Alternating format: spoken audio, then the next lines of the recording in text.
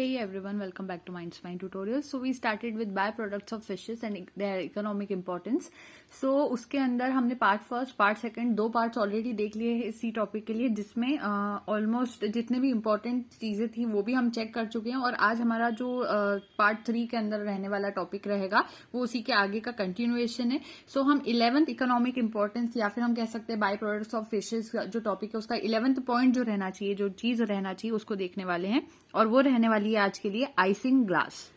अब थोड़ा icing glass के बारे में समझना जरूरी है। एक तरह का हाई ग्रेड कोलेजन रहता है जो एयर ब्लैडर या फिर स्विम ब्लैडर रहता है कैट फिशेस के अंदर, कार्प्स के अंदर, स्टर्गियंस और कॉड फिशेस जो रहती है, जिसको हम कॉड लिवर ऑयल के लिए हमने जब डिस्कस करा था, जो कॉड्स वाली फिशेस होती है, तो इन फिशेस का एयर ब्लैडर और स्विम ब्लैडर ये दो चीज या फिर एक ही चीज होती है। स्विम ब्लैडर या एयर ब्लैडर एक ही बात होती है। तो इन चीजों के अंदर से अगर हम लोग हाई ग्रेड का कोलेजन अगर प्रोड्यूस कर पा रहे हैं तो उसके अंदर सबसे पहले यही आइसिंग ग्लास का पहला पॉइंट रहता है कि it is a high grade collagen produced from the air bladder और swim bladder of catfishes, carps, sturgeons and cods. ये बात क्लियर हो जाती है यहाँ पर। अब बात आती है कि कोलेजन क्या होता है। तो कोलेजन एक तरह का प्रोटीन जैसा सब्सटेंस होता है जो कि फिश की स्किन में प्रेजेंट रहता है, और बहुत सारे ब्यूटी प्रोडक्ट्स हो सकते हैं जिसमें कोलेजन हो सकता है, और बहुत सारी ऐसी टैबलेट्स भी होती है जिसमें कोलेजन यूज होता है। इस तरह की चीजें देखने को मिलती है। तो पहली बात तो ये क्लियर हो गई। अब ये जो कोलेजन ये जो आइसिंग ग्लास रहता है, ये जिस फॉर्म में रहता है वो एक तरह का शाइनिंग पाउडर रहता है। जैसे कि ग्लास को जब आप तोड़ोगे या ब्रेक करने की कोशिश करोगे, तो ग्लास को जब हम ब्रेक करते हैं तो छोटे छोटे पाउडर के फॉर्म में जब ग्लास टूट जाता है तो वो कैसा दिखाई देता है, एक शाइनिंग पाउडर की तरह। उसी तरह से ये आइसिंग ग्लास जो रहता है ये भी शाइनिंग पाउडर की फॉर्म में पाया जाता है। तो इंपॉर्टेंट पॉइंट्स मैंने यहाँ पर लिख रखे हैं, आप यहाँ से देख सकते हो इंपॉर्टेंट पॉइंट्स जो भी आप नोट करना चाहते हो यहाँ से। दूसरी बात, एक तरह का रशियन आइसिंग ग्लास होता है, a very important point, Russian icing glass. आपके कॉम्पिटेटिव एग्जाम्स में भी इसके ऊपर क्वेश्चन कभी कभी पूछे जाते हैं।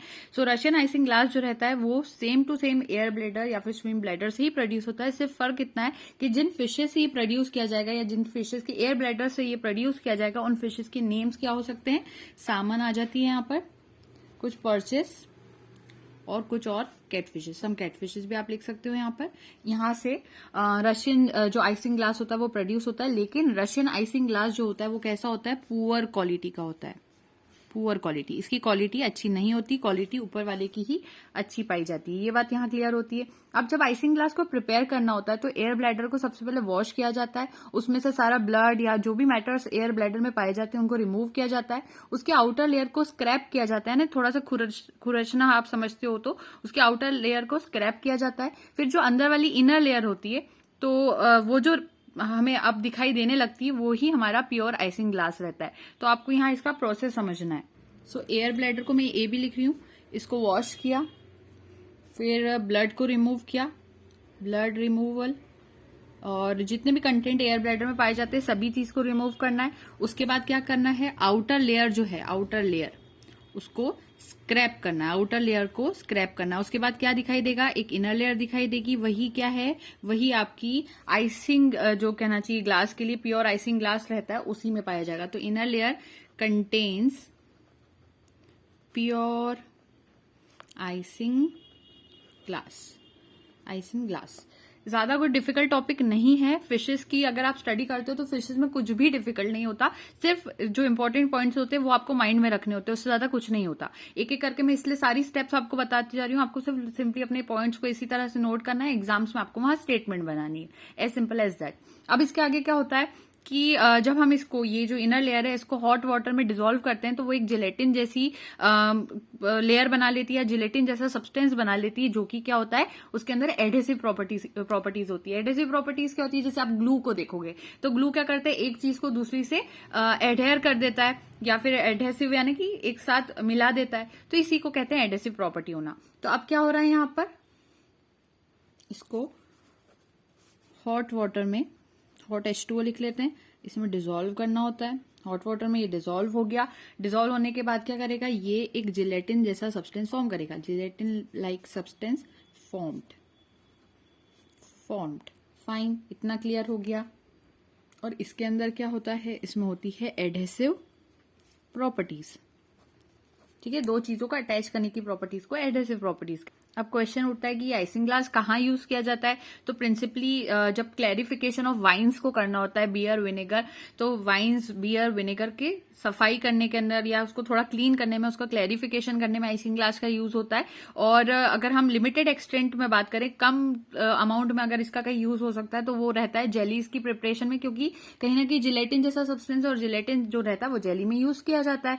फिर उसके बाद अगर और आगे बात की जाए तो जो जिलेटिन है, अगर हम उसी की बात करें तो जिलेटिन जितनी भी कन्फेक्शनरीज होती है वहां सभी जगह यूज होता है। तो आप जरूरी नहीं कि सिर्फ जेली लिखें, आप सिंपल वर्ड्स में ये भी लिख सकते हो कि कन्फेक्शनरीज जो रहती है वहां पर हम इसका यूज कर सकते हैं। तो आइसिंग ग्लास के यूजेस सिंपल आप यहां पर ऐड करोगे, uses clarification of wines beer ER और विनेगर। ये पहला पॉइंट हो गया। दूसरा, कन्फेक्शनरी के अंदर यूज किया जाता है, कन्फेक्शनरी में यूज करते हैं खासतौर पे जेलीज के फॉर्मेशन में। 12th आपके पास यूज आ जाता है फिश ग्लू का। ये एक तरह का स्टिकी सब्सटेंस होता है जो कि अलग अलग जो वेस्ट मटेरियल होते हैं फिशेस की बॉडी में से जो हमें मिलते हैं, जैसे कि बोन्स, स्केल्स, फिन्स, इन सभी चीज जो वेस्ट मटेरियल की तरह ही रहते हैं। क्योंकि फिश बॉडी ऑयल यूज हो गया, हर चीज वहां से निकल गई, अब लास्ट में ये सारे सब्सटेंस बच गए, जैसे कि बोन्स बच गई, स्केल्स बच गए, फिन्स बच गए, तो इनसे स्टिकी सब्सटेंस बनाया जाता है जिसको बोलते हैं फिश ग्लू। और ये प्रोसेसिंग जब होती है, फिश प्रोसेसिंग की जो प्रोसेस होती है, जब फिश प्रोसेसिंग होती है तो ये जो चीजें जिनके नेम से बोन्स, स्केल्स, फिन्स, इनको डिस्कार्ड ही करना होता है। तो डिस्कार्ड करने से अच्छा उसका भी कोई यूटिलाइज कर लिया जाए, तो वो यहाँ पर करना होता है। सो फिश ग्लू का जो इंपॉर्टेंट पॉइंट है वो ये है कि एक तरह का स्टिकी सब्सटेंस होता है। सबसे जरूरी बात तो ये याद रखनी है, स्टिकी सब्सटेंस है। उसके बाद जो डिफरेंट वेस्ट जिससे ये प्रिपेयर किया जाता है उनके नेम्स, सो बोन्स से, स्केल्स, फिन्स एटसेट्रा, जो भी वेस्ट मटेरियल प्रोसेसिंग के बाद फिशेस का बचता है उससे ये फिश ग्लू जो रहता है वो प्रिपेयर किया जाता है। उसके बाद इसको प्रिपेयर करने की जब प्रोसेस रहती है तो ये जो भी चीजें हैं जैसे बोन्स, स्केल्स, फिन्स, इन सभी चीजों को सबसे पहले वॉश करना होता है। तो सबसे पहले इन सभी को वॉश किया जाता है, उसके बाद उसको ग्राउंड करा जाता है, ग्राइंड का ही वर्ड है ग्राउंड।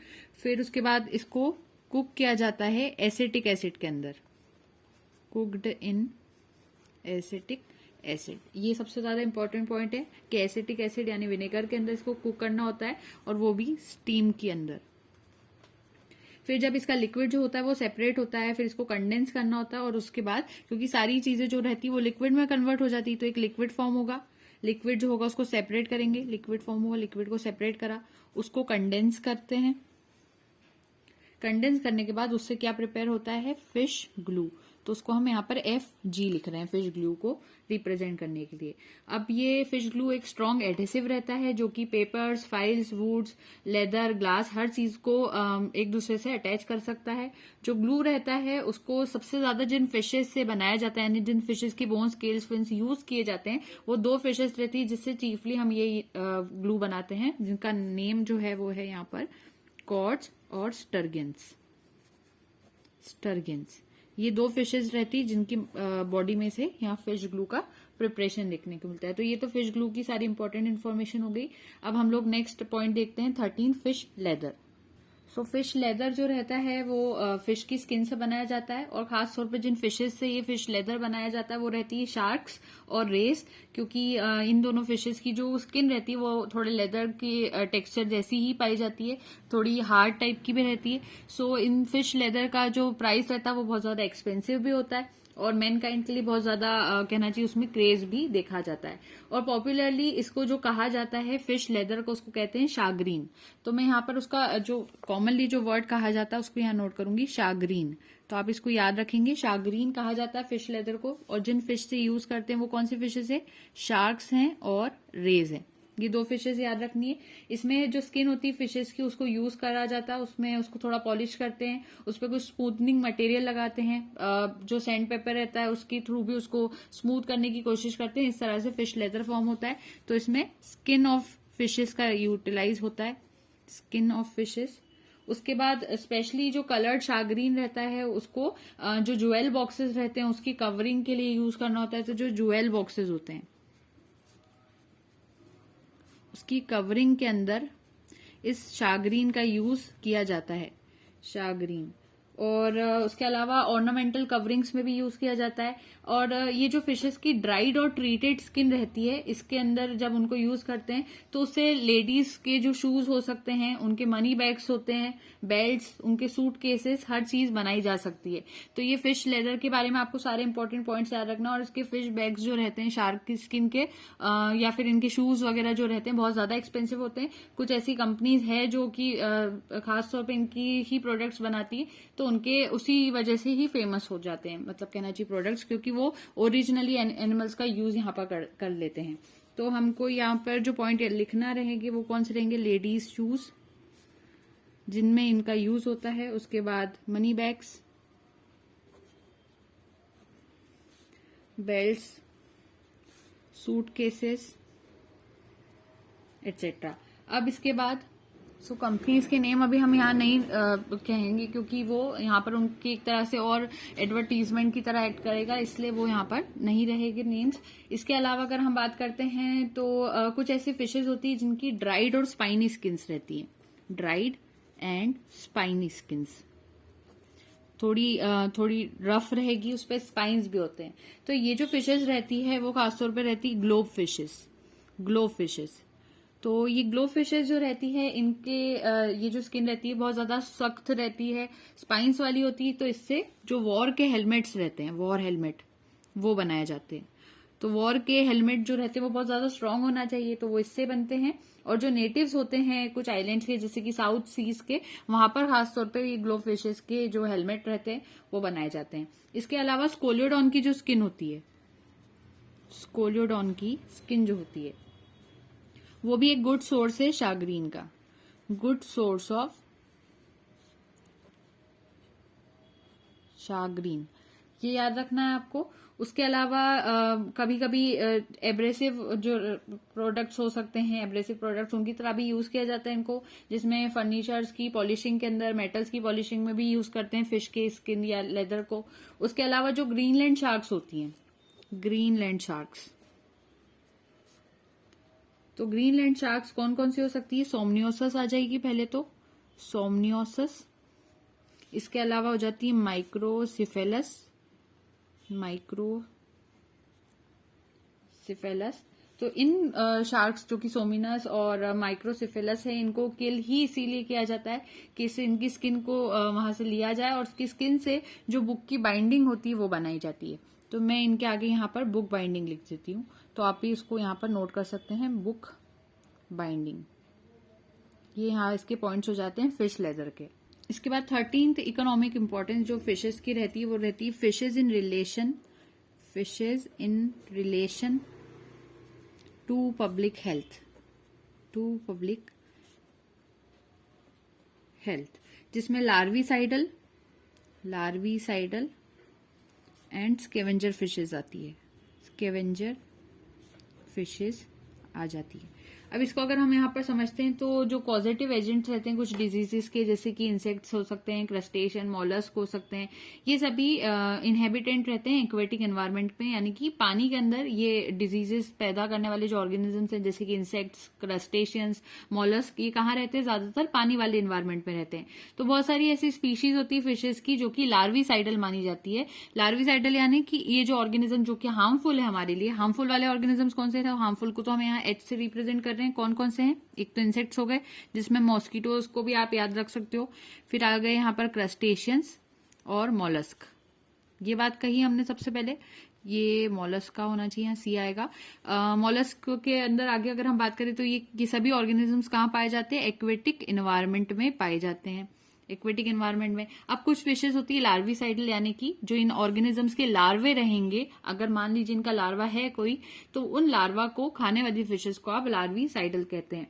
तो कुछ ऐसी स्पीशीज होती है फिशेज के अंदर जो लार्विसाइडल होती है नेचर में, और वो इस इंसेक्ट के ऊपर भी फीड करती है, उनके लार्वा के ऊपर भी फीड करती है, जैसे कि खास तौर पर मॉस्किटो लार्वा के ऊपर लार्विसाइडल फिशेज फीड करती हैं।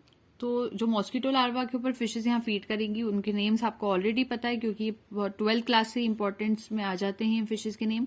सो गैम्बूसिया एफिनिस नेम हम यहाँ नोट कर सकते हैं मॉस्किटो के लार्वे के ऊपर। ये जो फिश होती है फिश है जो कि फीड करती है। सबसे पहला पॉइंट तो यहाँ पर ये बन रहा है। दूसरी बात, इसी वजह से जब ये मॉस्किटो के लार्वा पर फीड करेंगी तो इससे क्या होगा, एक बायोलॉजिकल कंट्रोल वहां देखने को मिलता है मलेरिया या फिर फिलेरिया नाम की डिजीजेस के लिए। तो यहाँ पर बायोलॉजिकल कंट्रोल देखने को मिल रहा है हमें, biological control for the diseases like, कौन सी डिजीजेस के नेम्स यहाँ पर आ जाएंगे, एक हो जाएगी मलेरिया और फिलेरिया। ये डिजीजेस के लिए बायोलॉजिकल कंट्रोल यहाँ पर मिल जाता है। और जो इंपॉर्टेंट एक्सोटिक या फिर इंडिजीनस लार्विसाइडल फिशेज होती है वो आप अगर नेट पर भी सर्च करेंगे तो आपको उसके नेम्स मिल जाएंगे। इसके अलावा जो भी फिशेज ज्यादातर मॉस्किटो के लार्वे खाती हैं, कभी कभी कुछ ऐसी फिशेज भी होगी जो डायरेक्टली मॉस्किटो पे ही फीड करती हैं। ये फिशेज जो चीपर जो रहना चाहिए चीपर रेट में मिल जाती है मार्केट में, और आप इसको आसानी से जो भी पॉन्ड है उसमें रख सकते हैं, जिससे कि ये यहाँ पर बायोलॉजिकल कंट्रोल जो है वो परफॉर्म कर सकती है। नॉन टॉक्सिक भी रहती है कई हद तक ये फिशेस, और इस तरह से ये इसका यूटिलाइजेशन हमें यहाँ मिल जाता है। इसके अलावा जो चन्ना फिश होती है उसकी जो स्पीशीज होती है वो भी यहाँ पर फीडिंग शो करती है। तो मैं यहाँ उनके नोट कर देती हूँ नेम्स। चन्ना स्पीशीज, यहाँ डबल एन भी ले सकते हो आप, और कभी कभी किन्हीं बुक्स में आप देखोगे यहाँ सिंगल एन का भी यूज होता है। तो चन्ना स्पीशीज जो रहती है वो जो साइक्लोप्स होते हैं, साइक्लोप्स, तो फीड ऑन चन्ना स्पीशीज। ये फिश की स्पीशीज है जो किसके ऊपर फीड करती है, साइक्लोप्स पे। और साइक्लोप्स कौन सी बीमारी कॉज करते हैं, वो कॉज करते हैं गिनी वॉर्म। तो गिनी वॉर्म यहाँ पर एक डिजीज है। साइक्लोप्स यहाँ पर एक तरह का ऑर्गेनिज्म है जो कि पैथोजन की तरह एक्ट कर रहा है। ये डिजीज है और ये फिश है। तो ये सारी बातें आपको याद रखना है। इसके अलावा बहुत सारी ऐसे भी फिश स्पीशीज हो सकती है जो कि मॉलस्क के ऊपर और जो डेड और डिकिंग मैटर होता है पानी के अंदर उस पर भी फीडिंग शो करती है। तो ऐसी फिशेज को स्कैवेंजर्स कहा जाता है। तो कुछ फिशेज जो रहती हैं उसको हम स्कैवेंजर्स भी कह सकते हैं। और कुछ ऐसी फ्रेश वाटर फिशेज भी होती हैं, फ्रेश वाटर फिशेज, जिनके नेम्स हो सकते हैं क्लेरियस बैट्रेकस। तो यहाँ नोट करेंगे पहले उनके नेम्स, क्लेरियस बैट्रेकस। उसके बाद हो जाएगी एच फॉसिलिस,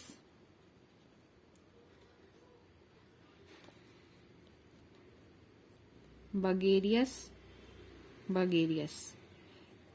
ये जो फिशेज रहती है ये और भी इंपॉर्टेंस रखती हैं, जैसे कि ये जो फ्रेश वाटर फिशेज जिनके नेम्स यहाँ पर है, ये पानी में जो भी एक्सक्रीटा रहता है, एक्सक्रीटरी मटेरियल रहता है, उनके ऊपर फीड करती है। तो इस तरह से पानी की वहां पर सफाई हो जाती है। तो इन तीनों के आगे आप क्या लिखोगे, फीड ऑन एक्सक्रीटा। ये यहाँ पर इंपॉर्टेंट पॉइंट है। दूसरे एनिमल्स की भी एक्सक्रीटा को वो यहाँ पर क्लीन कर देती है। तो ये तो फिशेस की कहना चाहिए पब्लिक हेल्थ के हिसाब से जो भी फायदे हो सकते हैं, इकोनॉमिक इंपॉर्टेंस हो सकती है, वो पॉइंट था जिसमें आप याद रखेंगे। एक तो हमने बात की थी बायोलॉजिकल कंट्रोल की, लार्विसाइडल चीजों की। इसके अलावा फिश को बेट की तरह भी यूज किया जाता है। तो फिश बेट याद रख सकते हो आप, जिसको हम चारा कहते हैं। दूसरी बड़ी मछलियों को पकड़ना है तो फिशेस को ही चारा बनाया जाता है। और ये इकोनॉमिक इंपॉर्टेंस है 14th नंबर की। सो आप नंबर भी प्रॉपरली नोट कर सकते हो, चाहे तो आपकी लिस्ट भी यहाँ पर प्रॉपर बन जाएगी। तो फिश बेट की तरह भी बेट की तरह यूज किया जाता है, जिसमें फ्लाइंग फिशेज का यूज करते हैं। टर्टल्स को कैच करने के लिए फ्लाइंग फिशेज का यूज होता है। उसी तरह से लैम्प्रेज और चन्ना फिशेज जो रहती है, इन फिशेज को भी पकड़ने के लिए बेट्स का यूज किया जाता है। तो फिशेज को चारे की तरह इस्तेमाल किया जाता है। इसमें बस फिश बेट आप लिख सकते हो ये पॉइंट। उसके बाद फिश कार्टिलेज को कैंसर के क्योर में यूज करना होता है। सो फिशेस का जो कार्टिलेज होता है उसको कैंसर के ट्रीटमेंट में यूज किया जाता है। रिसेंट साइंटिफिक जो रिपोर्ट है जो कि 2004 में आई थी, तो उसमें इसका यूज देखने को मिला था।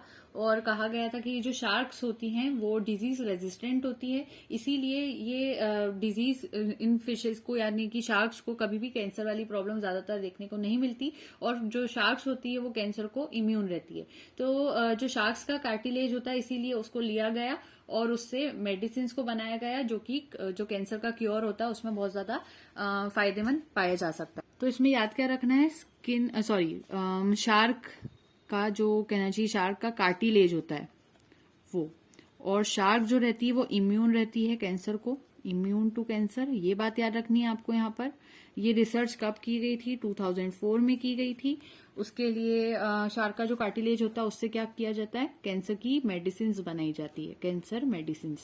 तो सारे इंपॉर्टेंट पॉइंट जितने भी हो सकते थे इस चीज के लिए वो हमने यहाँ नोट कर लिए है।